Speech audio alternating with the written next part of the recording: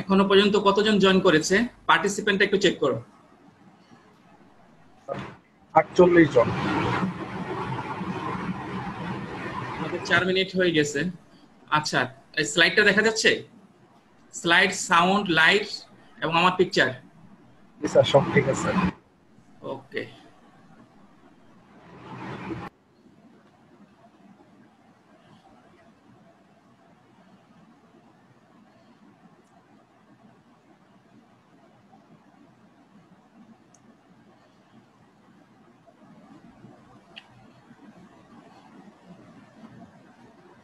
তাহলে আমরা শুরু করি। আসলে সময় বেশি ওয়েট করা যাবে না, এখন লিমিটেড টাইম। আমরা এই প্রবলেমটা গতদিন সলভ করেছিলাম। আচ্ছা, এটা ফ্রাঞ্জিনির বই থেকে নেয়া। এটা হচ্ছে তোমার ইলাস্ট্রেটিভ এক্সাম্পল, অর্থাৎ এটা সলভ করে দেয়া ছিল। হ্যাঁ, তো আমরা এখানে দেখো, এগুলো হচ্ছে প্রবলেম। হ্যাঁ, এগুলা তোমাদেরকে সলভ করতে হবে। তো তোমরা যদি এগুলো একটু ভালো করে মনোযোগ দিয়ে ভালো করে পড়ে চেষ্টা করো, সবগুলো সলভ করতে পারবে। কারণ কনসেপচুয়াল যা যা ছিল 99% সেগুলো অলরেডি কভার হয়ে গেছে। সো তাহলে তোমরা এগুলো প্র্যাকটিস করবা। সবকিছু আমি সলভ করে আসলে দেওয়াটাও ঠিক না, ইউনিভার্সিটিতে তোমরা এখন আসো, সো নিজেদেরকে অনেক কিছু সলভ করতে হবে। যদি এখানে কোনো প্রবলেম হয় তাহলে আমার সাথে ডেফিনেটলি যোগাযোগ করতে পারো। I will help you to solve the problem. আচ্ছা, তো আমরা কয়েকটা আরেকটু বিষয় একটু শর্টলি একটু আলোচনা করব। এই প্রবলেমটা যদি দেখো, কি মনে হচ্ছে? ভেরি সিম্পল প্রবলেম, কিন্তু আগে যে আমরা সিরিজ প্যারালাল লাইন সলভ করেছি ঠিক একইভাবে। সো এবি দিয়ে যে ফ্লোটা আসবে, এই ফ্লোটা দুটো ভাগে স্প্লিট হয়ে যাচ্ছে। হ্যাঁ, স্প্লিট হয়ে যে আবার মার্জ করছে, মার্জ করে এখান দিয়ে যাচ্ছে। ভেরি সিম্পল, পাইপ ক্যারেক্টারিস্টিক সব দেয়া আছে, এটাকে তোমরা সলভ করতে পারবা। ওকে, নেক্সট এর যে বিষয়টা, এটা নিয়ে একটু কনফিউশন তোমাদের মাঝে হতে পারে। হ্যাঁ, সেই কনফিউশনের মেইন কারণটা হচ্ছে এই যে এখানে পি দেয়া আছে, একটা পাম্প দেয়া আছে। সো এখানে দেখো, reservoir tank, okay, it is expose to environment, atmosphere, সারফেসটা। সো এখানে একটা পয়েন্ট, এটার এলিভেশন 6 মিটার। সো এখান থেকে পাইপ দিয়ে এ এবং বি, সি দিয়ে যাচ্ছে, যে তোমার এখানে মার্জ হচ্ছে, মার্জ হয়ে আবার তোমার বি দিয়ে যাচ্ছে। তো এখানে ডিসচার্জ হচ্ছে। হ্যাঁ, এই হচ্ছে প্রবলেম। তো এখানে একটু ডিফারেন্ট বিষয় তোমাদের কাছে মনে হতে পারে পি নিয়ে, তাই না? এখানে পি তাহলে কি হবে? এখানে এটার কোনো ইম্প্যাক্টটা কি? আদৌ এটাকে পি, এই লাইনে পি নাই বা কোনো পাম্প নাই, এখানে পাম্প আছে, তাহলে এগুলার বিষয়টা কি? এখানে কি প্যারালাল লাইন যে ইকুয়েশনস গুলো ছিল সেগুলো কি ইকুয়ালি এখানে অ্যাপ্লিকেবল কিনা, সেই বিষয়গুলো তোমাদের হয়তো বা কারো কারো একটা একটু স্বচ্ছ ধারণা থাকা দরকার, বা কারো কোনো কনফিউশন থাকলে সেগুলো আসলে একটু ক্লিয়ার হওয়া উচিত। তো আমরা এই প্রবলেমটা একটু মুখে মুখে এগুলো একটু ডিসকাস করব। এখানে যে এত কিছু সব কিছু সলভ করে দেওয়ার কোনো ই নেই। হ্যাঁ, আচ্ছা, তাহলে এখানে দেখো প্রবলেমটা বলা হয়েছে, এখান থেকে আমরা দুটো পয়েন্ট লোকেট করে নিলাম, 1 এবং 2। হ্যাঁ, এই দিক দিয়ে যাচ্ছে এবং এই পয়েন্টের এলিভেশনটা নাই, এটা মনে বের করতে হবে। ফ্লো রেট প্রত্যেকটা ইন্ডিভিজুয়াল পাইপ কি বের করতে হবে তোমাকে? বলা আছে হচ্ছে তোমার পার কিউব এ এবং বি, প্রত্যেকটা পাইপলাইনের মধ্যে দিয়ে ফ্লো রেট বের করতে বলছে। আর হচ্ছে বলা হয়েছে এই যে বি পয়েন্টটা বা যে বি পাইপলাইন, এটা টপ যে এলিভেশনটা কত, এই পাইপলাইনের এলিভেশনটা বের করতে বলা হয়েছে। আচ্ছা, সো আমরা একটু সলভ করি। আমাদের কি সো সো এগুলা তো আমরা জানি। সো এনার্জি ইকুয়েশনস বিটুইন এ এবং বি, না আসলে এখানে বিটুইন পয়েন্ট এ, এখানে একটা পয়েন্ট নিলাম 1 2, আসলে 1 2 হবে, এটা এ আর বি না। আমি এনার্জি ইকুয়েশন, সো এটা সলভ করব। তো তোমার কাজ কি? কাজ হচ্ছে তোমার এ পাইপ, সি পাইপ এবং বি পাইপ, এটার মধ্যে দিয়ে ফ্লো রেট বের করতে হবে, এবং হচ্ছে এই যে ডিসচার্জ পয়েন্টটা, ডিসচার্জ পয়েন্টের এলিভেশন বের করতে হবে। ওকে, সো প্রথমে আমি এনার্জি ব্যালেন্স ইকুয়েশনস লিখবো, তাই না? সো এখানে দুইটা পয়েন্ট নিব। কোথায়?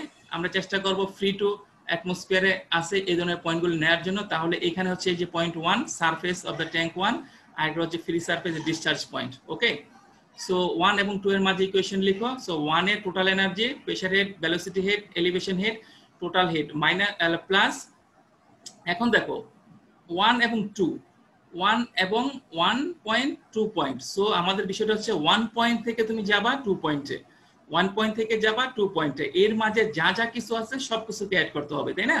তাহলে 1 পয়েন্ট থেকে আমি যাচ্ছি 1 পয়েন্ট, 1 পয়েন্ট থেকে গেলাম, এই হচ্ছে এখানে আসলো সো এই যে 1 পয়েন্টে টোটাল এনার্জি লিখলাম, তাই না?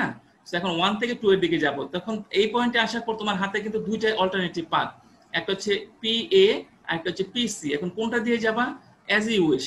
হ্যাঁ, এর মানে না যে তুমি দুইটা দিয়ে, তোমাকে তো এ থেকে বিতে 1 থেকে 2 তে যেতে হবে, তুমি দুইটা দিয়েই মানে তোমাকে যে এনার্জি ইকুয়েশন লিখতে হবে, তাই না? সো তুমি যে কোনো একটা পদ দিয়ে যাও।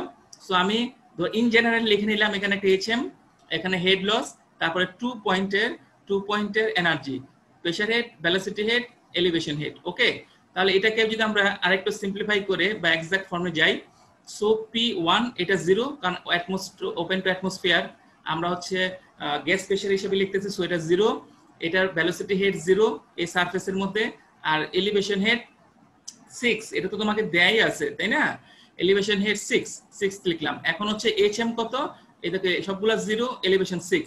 তো এইচএম কত, এইচএম হচ্ছে এখানে আমি এই লাইনটা ফলো করতেছি, সে আমি এই লাইন এখান থেকে 1 থেকে 2 তে যাব এই পথের মধ্যে দিয়ে, এই পাইপের মধ্যে দিয়ে।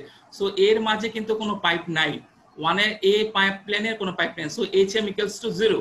ওকে, মাইনাস এর মধ্যে দিয়ে যে হেড লস হবে, এর মধ্যে হেড লস কি, F A L by D A B square A two G. ঠিক আছে, এই লাইনের পাইপ ফ্রিকশন এনার্জি লস লিখলাম। ওকে, মাইনাস এখান থেকে এই পর্যন্ত যে বি পাইপলাইন যাবে, এই পাইপলাইনের মধ্যে দিয়ে তো ফ্রিকশন লস হবে, তাই না? সো এই বি পাইপলাইনের করেসপন্ডিং যে ফ্রিকশন লস সেটা লিখলাম F B L by D B B square two B two G, তাই না? ইকুয়ালস টু এই যে এই পয়েন্টে এটা তো 0 হয়ে যাবে, জেড কত বের করতে হবে, তাহলে এই 2 পয়েন্টটা এসেনশিয়ালি কি, এই 2 পয়েন্টের ভেলোসিটি বি পাইপের মধ্যে দিয়ে যে ভেলোসিটি যাবে সেটাই। আচ্ছা, তাহলে এই বি2 কে আমি বিবি লিখলাম।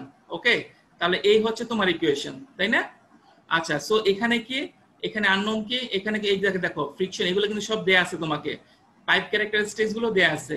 F A L by D তো জানো, F B L by D জানো, তাহলে এখানে হচ্ছে আননোন হচ্ছে তোমার velocity B A unknown, B B unknown, Z B unknown, তাই না? তিনটা আননোন একটা ইকুয়েশন দেখা যাচ্ছে।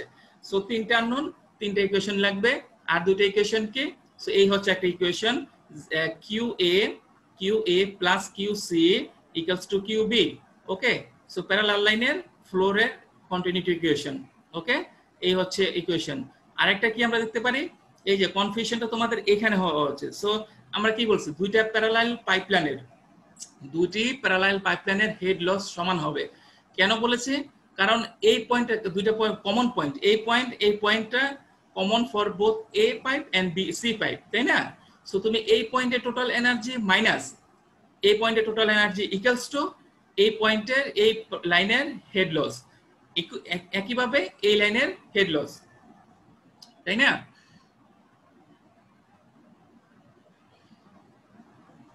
সো এখানে একটা ইকুয়েশন হবে, এখানে একটা ইকুয়েশন এইচ এল এ তো ইকুয়াল টু, এখন এইটা এখানে এই জিনিসটা ঠিক আছে কিনা সেটা এখন দেখার বিষয়। এইটা কি ঠিক আছে?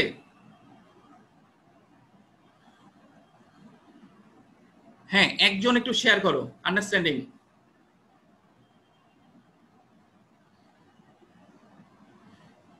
শুনতে পাচ্ছ তোমরা?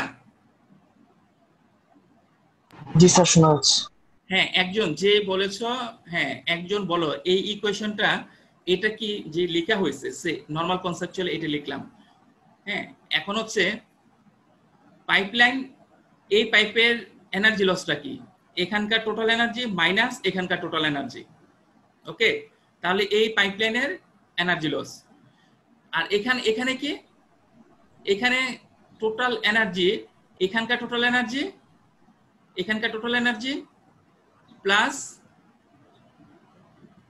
হেড লস, এখানে একটা এইচএম বসবে, প্লাস এখানকার টোটাল এনার্জি। হ্যাঁ, এখানকার total energy plus head loss plus HM, এখানকার total energy plus HM minus HL equals to এখানকার টোটাল এনার্জি। ওকে, তাহলে এখানে আমি যে লিখছি H L A equal to H L C, H L সিটা কি হবে, এটা ঠিক আছে? কি মনে হয় তোমাদের?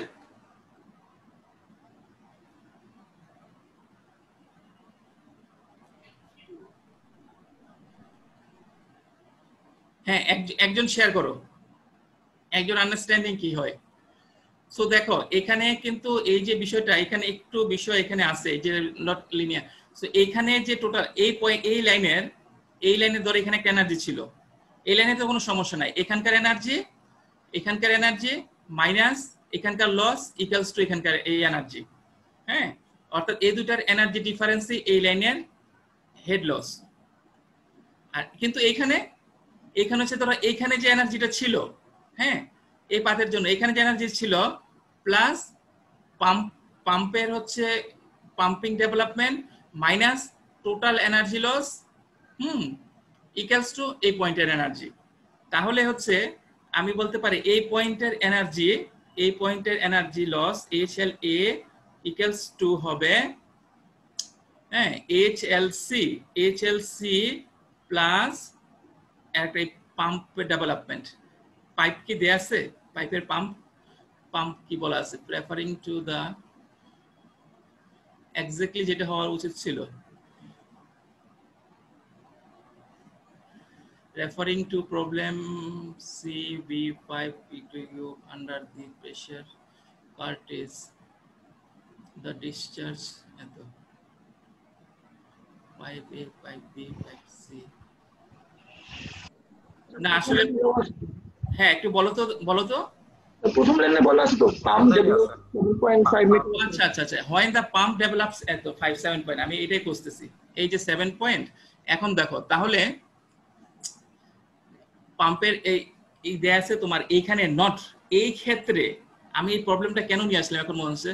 তো এটা কিন্তু জাস্ট সিম্পলি HL মানে HL equals to HLC simply না, হ্যাঁ এটা সিম্পলি এটা হবে না, প্লাস সামথিং একটা কিছু হবে, সেটা হচ্ছে পাম্পের কারণ হচ্ছে এই পয়েন্টের এনার্জি দেখো, এই পয়েন্টের টোটাল এনার্জি থেকে তুমি এখানে হেড লস বাদ দিলে এই পয়েন্টের এনার্জি আসতেছে, কিন্তু এইখানে কি হচ্ছে এই টোটাল এনার্জি ছিল প্লাস তার মধ্যে হেড লস আছে, আরেকটা হচ্ছে তোমার কি আছে, আরেকটা হচ্ছে তোমার পি পাম্প ডেভেলপমেন্ট, তারপর হচ্ছে এটা। সো এখানে হচ্ছে তোমার কম্পোনেন্ট হবে পি এর কম্পোনেন্টটা পাম্পের। এখন এটা প্লাস হবে নাকি মাইনাস হবে বলো তো? মাইনাস হবে। হ্যাঁ HL মাইনাস হবে।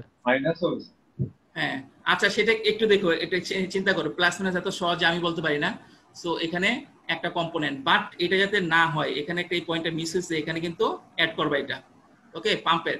কারণ হচ্ছে এখানে হচ্ছে তোমার সিম্পলি এখানে পাম্প নাই। সো এই প্রবলেমটা এই কারণে আমি বলছি এখানে অ্যাড করার মেইন কারণ হচ্ছে এটা not just simple parallel line না, এখানে কিন্তু আরেকটা পাম্প দেয়া আছে। সো এখানে একটা পাম্পের ইকুয়েশন বসবে, ভ্যালু বসবে ওকে। সো এটাগুলোকে সলভ করে তুমি এখান থেকে সব আননোন গুলো বের করতে পারবে। Okay fine. সো দেখো আজকে 17 মিনিট চলে গেছে অলরেডি। আচ্ছা সো আমরা মটের বই থেকে, সো ফ্রাঞ্জিনির বইয়ের মোটামুটি ওই একটাই কমপ্লিকেশন ছিল, সেটা তোমরা প্রপারলি আমি তো বললাম।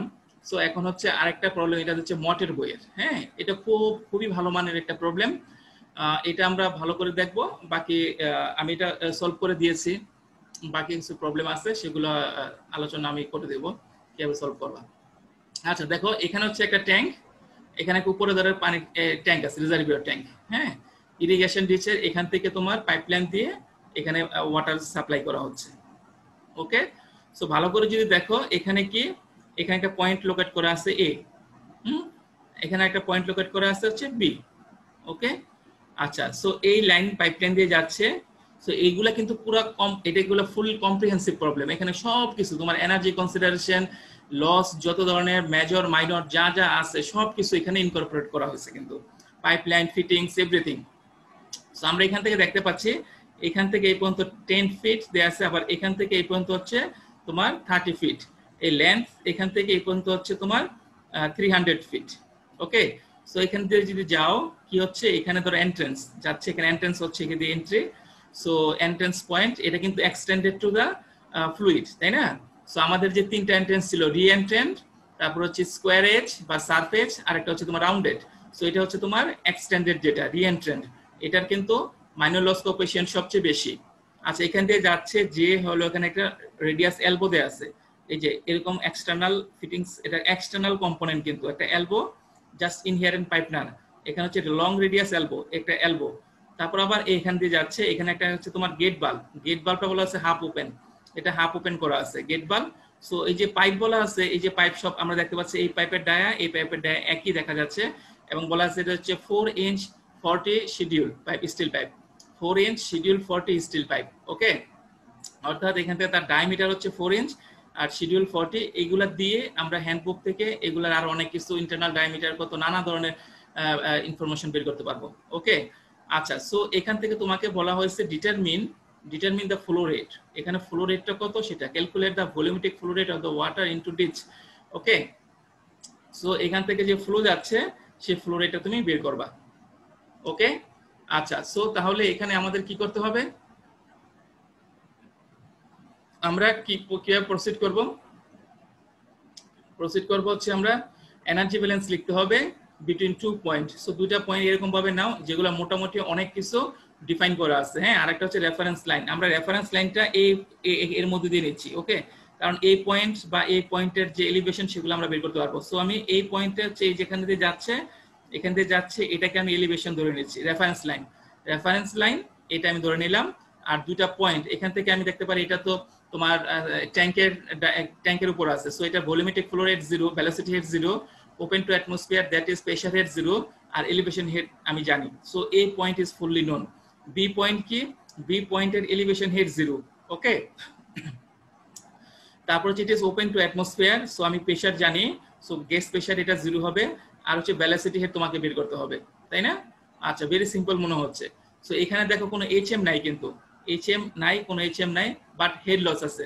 তাহলে তোমাকে একটু ভেরি কেয়ারফুলি চিন্তা করতে হবে টোটাল হেড লস গুলো এখানে কি কি। অবশ্যই পাইপের মধ্যে দিয়ে frictional head loss HLF equals to FL/D V²/2G সেটা তো থাকবে, প্লাস যত ধরনের মাইনর লস আছে, এন্ট্রান্স দেখো, এক্সিট আছে কিনা, পাইপের মধ্যে দিয়ে যাবে, তারপর হচ্ছে তোমার এই যে বাল্ব যেগুলো দেয়া আছে, এলবো দেয়া আছে, সবগুলোর জন্য তোমার হেড লস হবে। তাহলে আমরা এখান থেকে দেখতে পাচ্ছি, তাহলে তোমার এখানে লস কয়টা হবে, লস কম্পোনেন্ট 1, ফার্স্ট হচ্ছে তোমার এখানে হবে এন্ট্রান্স লস 1, 2 নাম্বার হচ্ছে রেডিয়াসের জন্য 2, এই যে তোমার রেডিয়াস এলবো, এই যে এখানে এলবো দেয়া আছে, এই এলবোর জন্য 2টা হলো, 3 এই হচ্ছে এখানে একটা, তাই না, 3টা। তারপর হচ্ছে কি 4 পাইপের মধ্য দিয়ে। হ্যাঁ, আচ্ছা, এরকম করে দেখো এ এবং B, there are 4 component of the total energy loss. এখানে এনার্জি লসের যে আমি ইকুয়েশন গুলো এখানে লিখলাম, পিভি যেগুলো আছে। সো আমি এখান থেকে দেখতে পাই কি, এখান থেকে দেখতে পাই হচ্ছে total loss, head loss equals to B²/2G, 2G = 40। Okay, এখানে যে ভ্যালুগুলো সব বসাও, সিম্পলিফাই করো, এই হচ্ছে আমার এখন গভর্নিং ইকুয়েশন। ওকে, এনার্জি ইকুয়েশন সলভ করে যেটা পেলাম। তো এখানে HL বের করাটা এখন মেইন চ্যালেঞ্জ। ওকে, তোমার কাজ হচ্ছে মেইন সময় লাগবে এখানে HL টা বের করা, টোটাল HL। তাহলে এখানে HL কয়টা আমরা দেখতে পেলাম, এখন হচ্ছে 4টা টোটাল HL আছে। যেমন 1 হচ্ছে এন্ট্রান্সের মধ্যে দিয়ে, ওকে, এই এন্ট্রান্স, তারপর 2 হচ্ছে তোমার এই রেডিয়াস এলবো, 3 হচ্ছে তোমার এই যে ফিটিংস বাল্ব দেয়া আছে, আর 4 হচ্ছে major loss due to the friction. ঠিক আছে, সো এই হচ্ছে 4টা component. So entrance loss, pipe friction, total H2 pipe friction, 3 হচ্ছে লং রেডিয়াস এলবো, 4 হচ্ছে হাফ ওপেন গেট বাল্ব।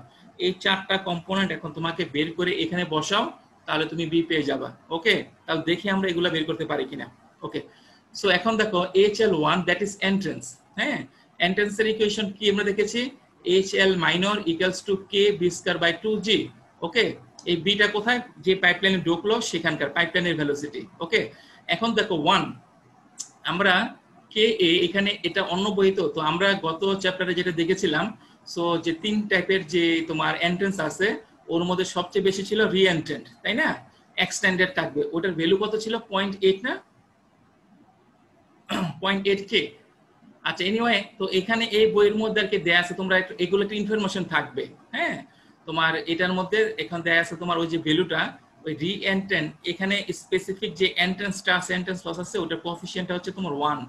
হ্যাঁ, তো এগুলা দেয়া থাকবে বা তোমার গাইডলাইনে দেয়া থাকবে তোমার এখানে এই টাইপের জন্য স্পেসিফিক্যালি মাইনর লস কোএফিশিয়েন্ট কত।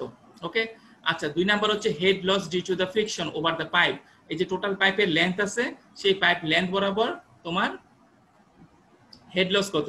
ওকে, HLF L/D কত হবে, ডি তো আমি জানি 4 ইঞ্চ শিডিউল 40 পাইপ, ওই যে 4 ইঞ্চ, এই হচ্ছে 4 ইঞ্চ। ওকে, আর হচ্ছে এল কত ভার্টিক্যাল, আর হচ্ছে তোমার ভার্টিক্যাল লেন্থ, আর হচ্ছে তোমার হরিজন্টাল লেন্থ কত হবে?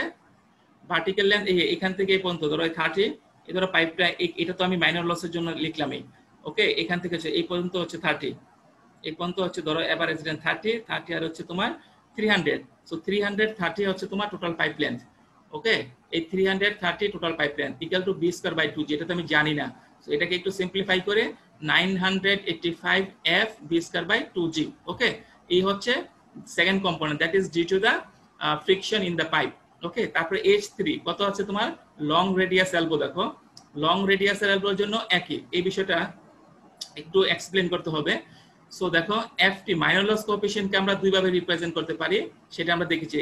এক কি ছিল? H L M equal to K B square by 2g, তাই না? K minor loss coefficient. Okay, so এটা যদি এক্স্যাক্টলি যেমন আমরা এটার জন্য আমি জানি ভ্যালুটা।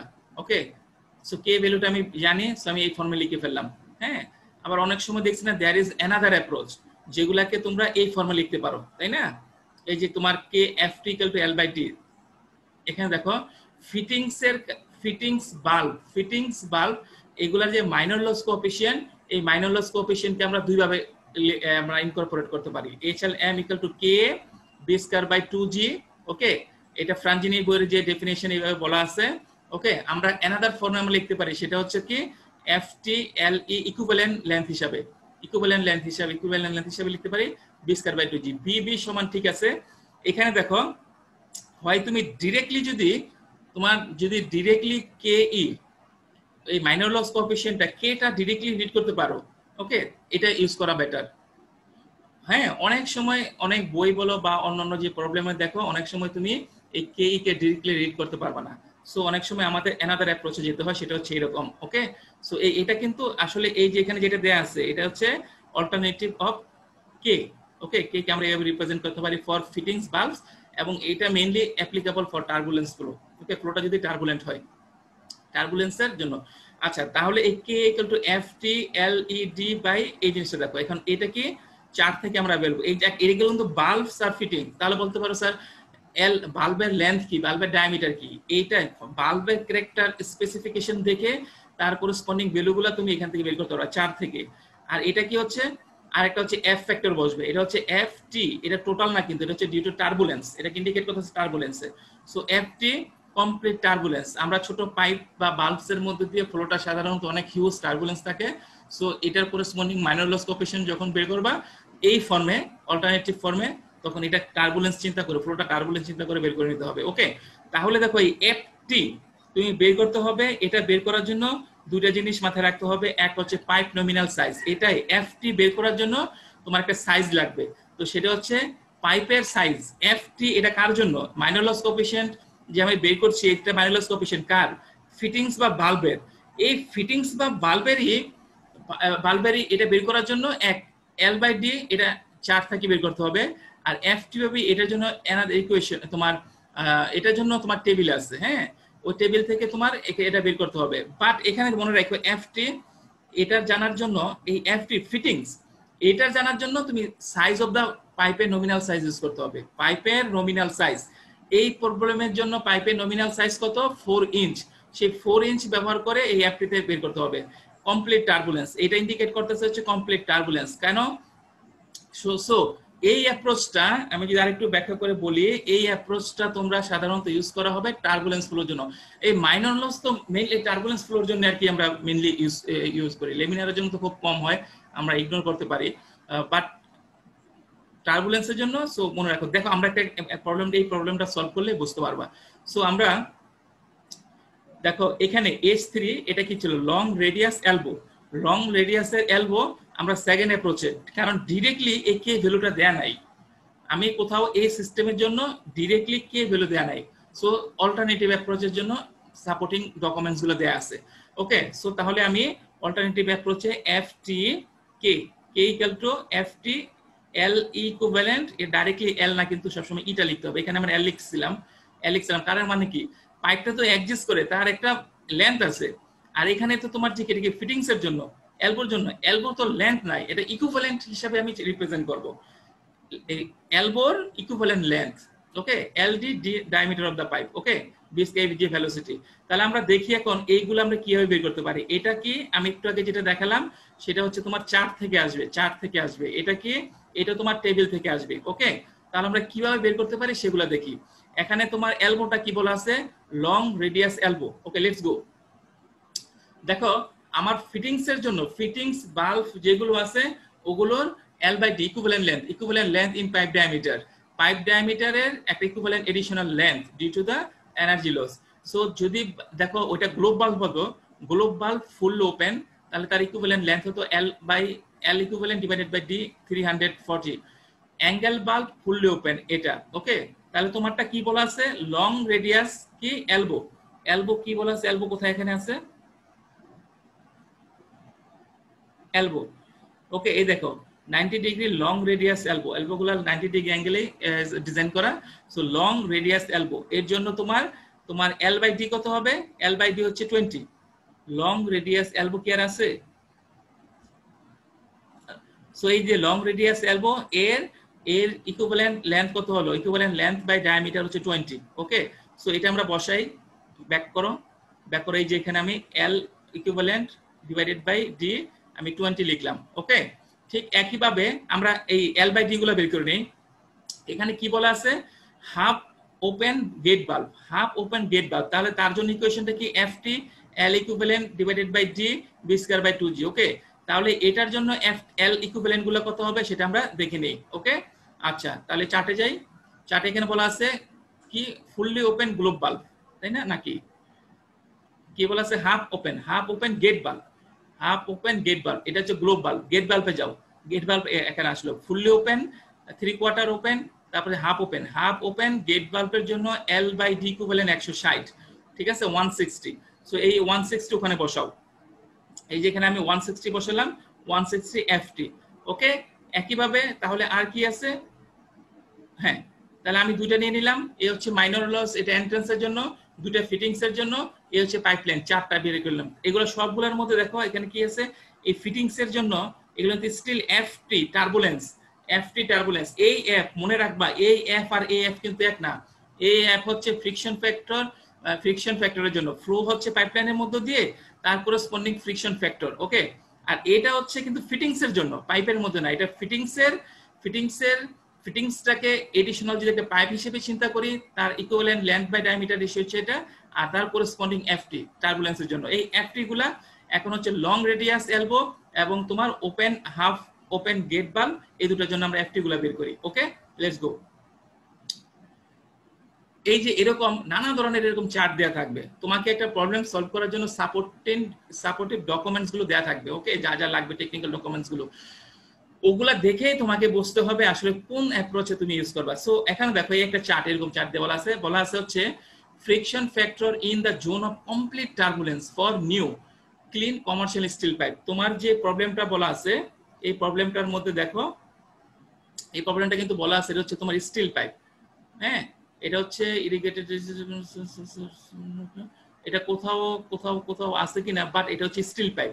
এটা হচ্ছে বলা আছে ফিগারে 4 ইঞ্চ স্কেডিউল 40 স্টিল পাইপ, এখানে বলা আছে স্টিল পাইপ। ওকে সো তোমার স্টিল পাইপ আমরা শিডিউল 40 নমিনাল সাইজ বলছি না। আচ্ছা এখন দেখো নমিনাল সাইজ বলতে কি বোঝাচ্ছে। সো এই যে স্টিল পাইপের জন্য আমরা কমার্শিয়াল স্টিল পাইপের জন্য এই চারটা দেয়া আছে, বাট মনে রাখবা এফটি কমপ্লিট টার্বুলেন্সে এই চারটাই ব্যবহার হতে হবে, এই ভ্যালুগুলো এফটির জন্য, অর্থাৎ ফিটিংস বাল্ব যেগুলো আছে ওগুলার সেকেন্ড অ্যাপ্রোচের এফটিটা বের করার জন্য। ওকে আচ্ছা তাহলে নমিনাল সাইজ এখন তো বলো, ওটা বলা আছে লং রেডিয়াস এলবো, তাই না, লং রেডিয়াস এলবো। তারপর বলা হচ্ছে তোমার হাফ ওপেন তোমার গেট বাল্ব। আচ্ছা যেটা হোক কমার্শিয়াল পাইপ এটার জন্য নমিনাল সাইজ, এই পাইপে নমিনাল সাইজ কত, এফটি যে আমি বের করব, নমিনাল সাইজ বলা হচ্ছে 4 ইঞ্চ, তাই না, এই নমিনাল সাইজ।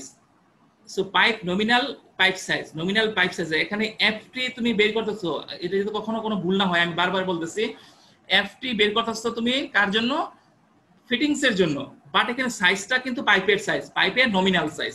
কারণ মনে করা হয় যে এভারেজ মনে করে ধরে নেওয়া হয় যে পাইপের যে একটা রাফ একটা অ্যাপ্রক্সিমেট সাইজ, ফিটিংস এরও সেই অ্যাপ্রক্সিমেট সাইজ হবে, এটা ধরে নেওয়া হয়। নমিনাল সাইজ কিন্তু এক্সাক্ট 100% সাইজ না, এটা হচ্ছে একটা এভারেজ অ্যাপ্রক্সিমেট সাইজ।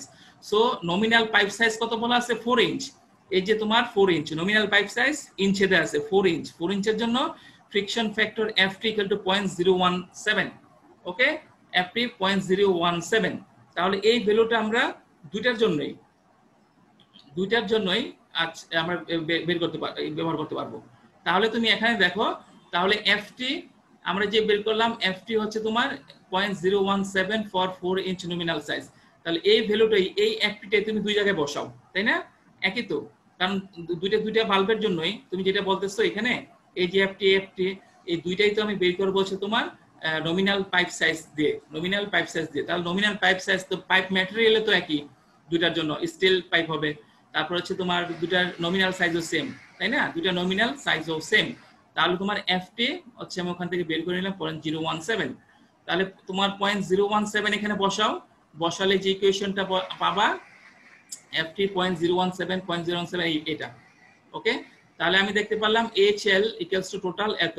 তো এটাকে যদি আমি আগের ইকুয়েশনে বসাই, সাবস্টিটিউট করি, তাহলে এই হচ্ছে তোমার ইকুয়েশন। এটাকে আরেকটু সলভ করো, তাহলে স্টিল B = দেখো এটা আমি কিন্তু ডাইরেক্টলি B পাই নাই, B এর ভিতরে কিন্তু F আছে। Fটা কোন F? এটা কিন্তু ফিটিংস এর জন্য না, friction factor in the pipe.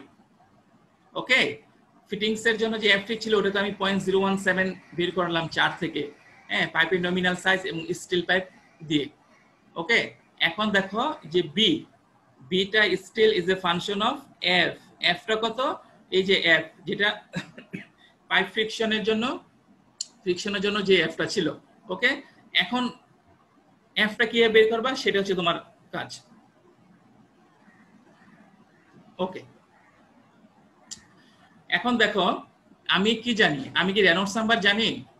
যে ফ্লো হচ্ছে velocity, volumetric flow rate unknown, velocity unknown, Reynolds নাম্বারও আননোন, তাই না? রেনল্ডস নাম্বারও তো নোন না। Reynolds number is also function of B। আমি যদি রেনল্ডস নাম্বার ক্যালকুলেট করতে চাই, it's also function of B velocity. Okay, এখন দেখো এই যে বলা আছে নিউ স্টিল পাইপের জন্য অ্যাবসলিউট রাফনেস হবে 1.5 × 10⁻⁻⁴। এটাকে আমি ডিভাইড করলাম হচ্ছে ডায়ামিটার অফ দ্য পাইপ, হ্যাঁ, যে 4 ইঞ্চ বলা আছে। তাহলে এই যেটা পাওয়া গেল, এটা হচ্ছে কি? এটা হচ্ছে তোমার রিলেটিভ রাফনেস। হ্যাঁ, এখন আমার টার্গেট, এখন কিন্তু তোমার এখানে দেখো ইকুয়েশনের মধ্যে Fটা নোন ছিল, হ্যাঁ, এখন তোমাকে একটা অ্যাপ্রোপ্রিয়েট F বের করতে হবে যাতে করে তুমি ভেলোসিটিটা বের করতে পারো, তাই না?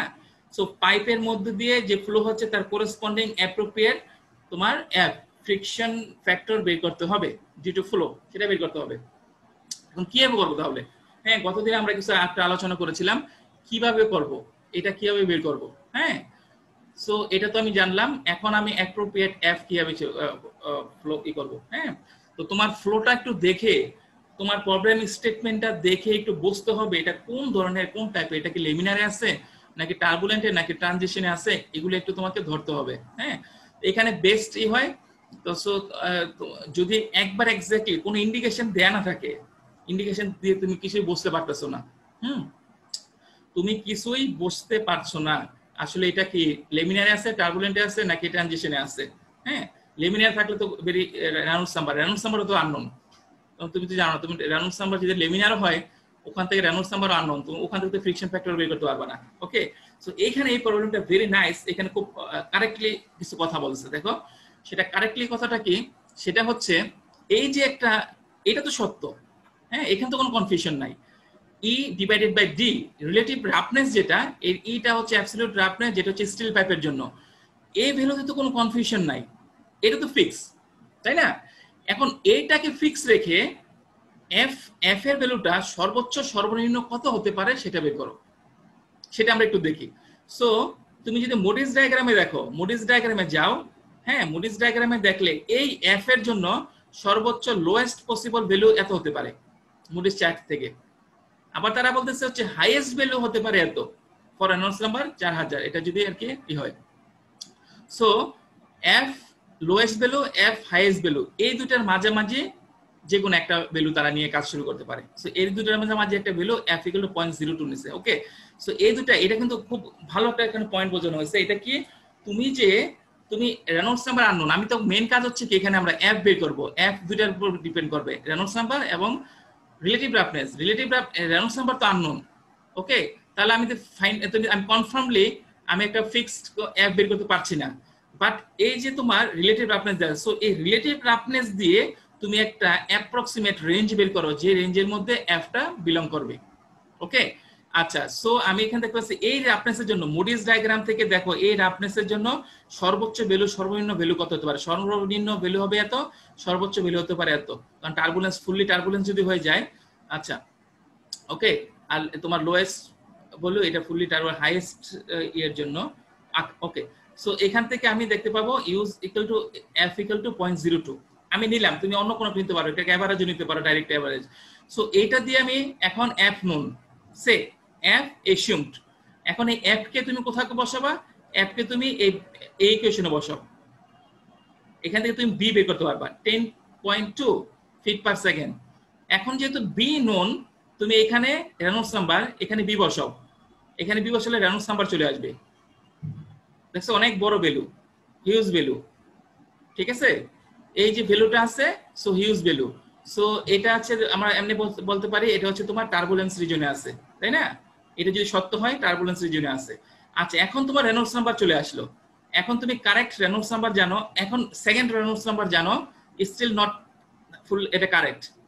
সো সেকেন্ড রেনল্ডস নাম্বার তুমি জানো, এখন রেনল্ডস নাম্বার জানো, তারপর রিলেটিভ রাফনেস জানো, এই দুইটা বসিয়ে মুডিজ ডায়াগ্রামে যে তার জন্য অ্যাপ্রোপ্রিয়েট এফ, এই দুটো যদি জানো তার জন্য ডেফিনেটলি একটা ফিক্স এফ পাবা। এই এফটা এখানে বসাও, এফটা পেয়েছি আমরা কত 0175, ওকে। তাহলে আমরা এসিউম করেছিলাম প্রথম হচ্ছে এই রেঞ্জের মধ্যে, এই রেঞ্জের মধ্যে হচ্ছে তোমার 0.02 দিয়ে শুরু করেছিলাম, ওকে। তো এটাকে ফার্স্ট ট্রায়াল করে আমি আর রেনল্ডস নাম্বার বের করলাম, ওখান থেকে relative roughness Reynolds number combinedly use করে আমি মুডিজ ডায়াগ্রাম থেকে এটা বের করলাম, ওকে। এখন এফ কোথায় বসাবা, সেকেন্ড ট্রায়ালে যাই, এই এফটা এখানে ফার্স্ট ট্রায়ালে যেমন এত বসিয়েছিলাম, সেকেন্ড ট্রায়ালে যাও, সেকেন্ড ট্রায়ালে যেয়ে তুমি প্রথম কি বের করবা, ভেলোসিটি বের করো, এই এফ দিয়ে ভেলোসিটি যদি জানো এই এফ এর জন্য এই যে 0.07 ভেলোসিটি হচ্ছে এত, আবার রেনল্ডস নাম্বার হচ্ছে এত, ওকে। সো ভেলোসিটি এত, রেনল্ডস নাম্বার এত, ওকে, আমি সেকেন্ড ট্রায়ালের জন্য দেখতে পাই। সো এই রেনল্ডস নাম্বার আর হচ্ছে তোমার রিলেটিভ রাফনেস, এই যে রেনল্ডস নাম্বার রিলেটিভ রাফনেস দিয়ে মুডিজ ডায়াগ্রামে যাও, গিয়ে দেখবা এটার করেসপন্ডিং যে ভ্যালুটা আসবে সেটা হচ্ছে 0.0175। তো আমি প্রথম শুরু করেছিলাম হচ্ছে 0.02, ওকে। ফার্স্ট ট্রায়াল থেকে আমি একটা এফ পেলাম, সেটা হচ্ছে 0.0175, ওকে। সেকেন্ড ট্রায়াল থেকে সলভ করলাম, সেটাও দেখলাম 0.0175, ওকে। তাহলে হচ্ছে দেখা গেল যে আমি যে এসিউম ভ্যালুগুলো নিয়েছিলাম ফ্লোটা টার্বুলেন্স হয়ে গেলেই কিন্তু এই যে এফ ভ্যালুগুলো মোটামুটি কনস্ট্যান্ট হয়ে যায়, ওখানে চেঞ্জ খুব বেশি চেঞ্জ হয় না, ওকে। তাহলে এখান থেকে বি চলে আসলো ভেলোসিটি, দ্যাট ইজ এটাকে করেসপন্ডিং ফ্লো রেট, এই ফ্লো রেট থেকে তুমি এটা পেয়ে যাবা। সো একটা প্রবলেম সলভ করতে আমার আজকে সময় শেষ। So but this is a good demonstration, এইটা হচ্ছে রিয়েল প্রবলেম, এই কিভাবে তুমি একটা বড় কমপ্লিকেটেড কম্প্রিহেন্সিভ প্রবলেম তুমি সলভ করতে পারবা, ওকে। আচ্ছা, আমি জাস্ট আমাকে এই চ্যাপ্টারে আর কোনো সময় দেওয়া যাবে না, সো আরেকটা আমি 2 মিনিট সময় নিচ্ছি একটা প্রবলেম দেখানোর জন্য, ওকে। আচ্ছা, সো দেখো এখানে আরেকটা প্রবলেম বলা আছে, এই প্রবলেম বলা আছে আগে কি ছিল, আগে ছিল হচ্ছে তোমার এখানে এলবো বলা ছিল, তাই না, এলবো। এখানে এখন কি বলা আছে, এখন বলা আছে এগুলো ব্যান্ড, হ্যাঁ। অনেক সময় আমরা পাইপগুলাকে, এই যে পাইপগুলো আছে একাধিক পাইপকে আমরা এলবো একটা এডিশনাল কম্পোনেন্টের মাধ্যমে একটা ফিটিংস ইউজ করে আমরা কি করি, সেটাকে কানেক্ট করি, ঠিক আছে। সো এই যে ছিল এটা,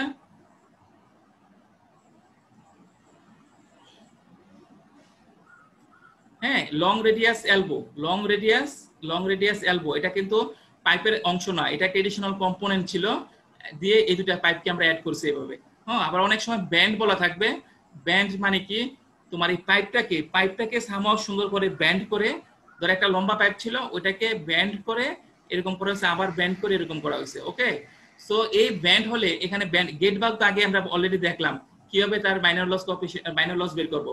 সো এই ব্যান্ডের জন্য কি করতে হবে, এই প্রবলেমটা আমি তোমাদেরকে একটু আলোচনা করতে নিয়েছি মেইনলি কারণ হচ্ছে ব্যান্ড, এখানে ব্যান্ড হলে ওই চার্টের মধ্যে তুমি যাও, আমরা যে চার্টগুলো দেখিয়েছি এই চার্টের মধ্যে কোথাও কিন্তু ব্যান্ড নাই, ক্লোজ রিটার্ন ব্যান্ড শুধু বলা আছে, আর অন্যান্য কিন্তু ব্যান্ড তেমন কিছু বলা নাই। হ্যাঁ, ক্লোজ রিটার্ন ব্যান্ড বলা নাই, এই ক্লোজ রিটার্ন ব্যান্ড ছাড়া আরো কোনো কিছু বলা নাই। সো এটার জন্য সেপারেট চার্ট লাগবে। হ্যাঁ, সো আমি মেইনলি তাহলে এই প্রবলেমটা তোমাদেরকে একটু আলোচনা করতে নিয়েছি, মেইনলি এই জিনিসটা বোঝানোর জন্য। সো তোমাকে কিন্তু আমি এইগুলো সাপোর্টিং সব ডকুমেন্টস দিয়েই তোমাকে একটা প্রবলেম সলভ করতে দিব, কম্প্রিহেনসিভ একটা প্রবলেম। ওকে, আর রিয়েল লাইফে যখন প্রবলেম সলভ করবা সব ডেটা তো তোমার আছে, ইঞ্জিনিয়ারিং হ্যান্ডবুক আছে, ওখান থেকে তুমি এগুলা যে বের করে নিতে পারবা। ওকে, বাট তোমাকে জানতে হবে কোথায় কোথায় কি কি আছে, কি কিভাবে তুমি ইউজ করবা। সো গেট বাল্ব তুমি আগের যে চার্ট ছিল ওখান থেকে ইজিলি বের করতে পারো, কারণ এই পাইপের সাইজ তো আমি জানি, নমিনাল সাইজ জানি। এখন তুমি যদি এখানে যে দুইটা ব্যান্ড দেয়া আছে, এই ব্যান্ডের জন্য তোমার equation FT L E D by D এগুলো কিভাবে বের করবা, হ্যাঁ ওইটার জন্য আলাদা চার্ট দেয়া আছে, এই হচ্ছে এখানে ইকুয়েশন। ওকে, যদি তোমাকে ব্যান্ড বলা থাকে এরকম চার্ট দেয়া থাকবে তোমাকে। ওকে, চার্টের মধ্যে ইকুইভ্যালেন্ট লেন্থ, আমরা যে ফিটিংস ছিল, ওকে হাফ বাল্ব ছিল ওগুলা তো এলবো, আর হচ্ছে তোমার যে গ্লোব ওপেন গেট বাল্ব ছিল ওগুলার জন্য ওই চার্ট থেকে ডিরেক্টলি টেবিল থেকে ডিরেক্টলি আমি এল বাই ডি বের করে নিয়েছি, তাই না? আচ্ছা, সো এখানে কিন্তু এল ব্যান্ডের জন্য একটু ভিন্ন, ব্যান্ডের জন্য এই সেপারেটার একটা চার্ট দেয়া আছে, equivalent length diameter for bend L E divided by D. Okay, তোমার সো এটা হচ্ছে কিভাবে বের করবা, এটার জন্য এই ধরনের একটা চার্ট দেওয়া থাকবে, যেটা রিলেটিভ রেডিয়াস বলা জানতে হবে।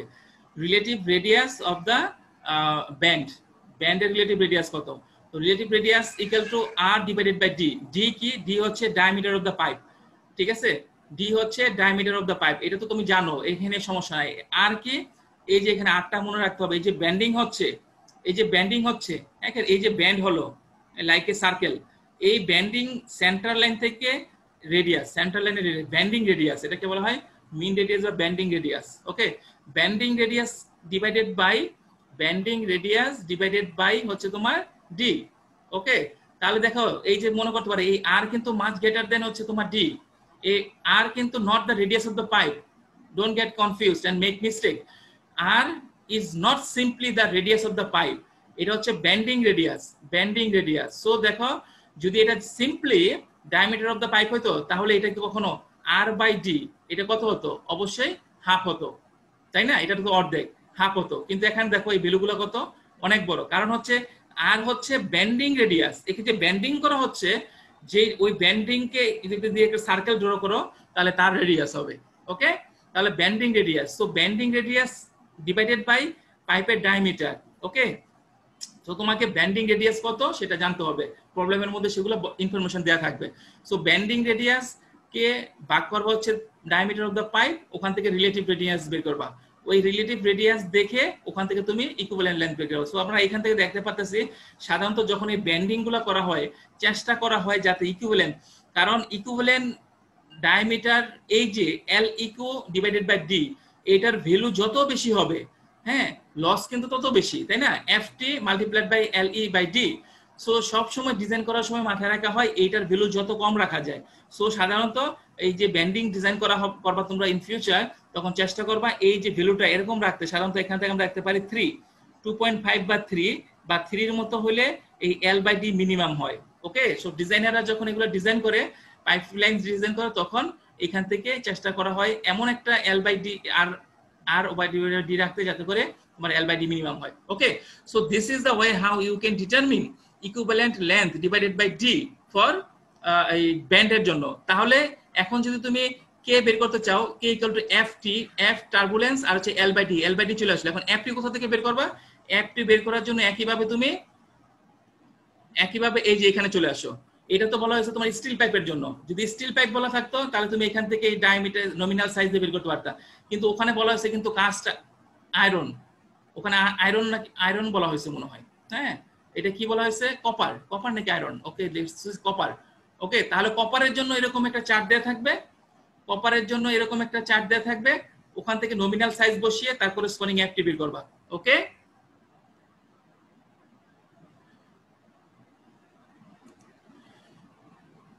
হ্যাঁ তোমরা তোমার অ্যাটেন্ডেন্স গুলো দাও, তো আজকে খুব হয়ে গেল।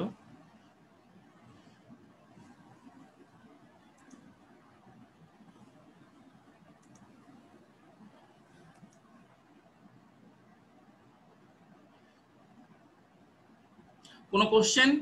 সো মোটামুটি তাহলে আমরা এই চ্যাপ্টার কিন্তু ফুললি শেষ, এবং আমি কিন্তু খুব ডিটেল অনেক প্রবলেমও দেখিয়েছি এবং গভীরভাবেও সবগুলো আলোচনা করেছি। আর কিন্তু কোনো সুযোগ নাই, ফর্মালি তোমাদের সুযোগ নাই, তোমরা এখন যেই কোনো ধরনের প্রবলেম সলভ করতে পারবা।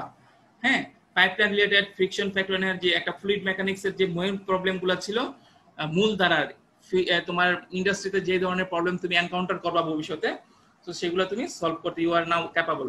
ওকে, you are now capable to solve any problem. Okay, so তাহলে হচ্ছে আমি রেকর্ডিংটা একটু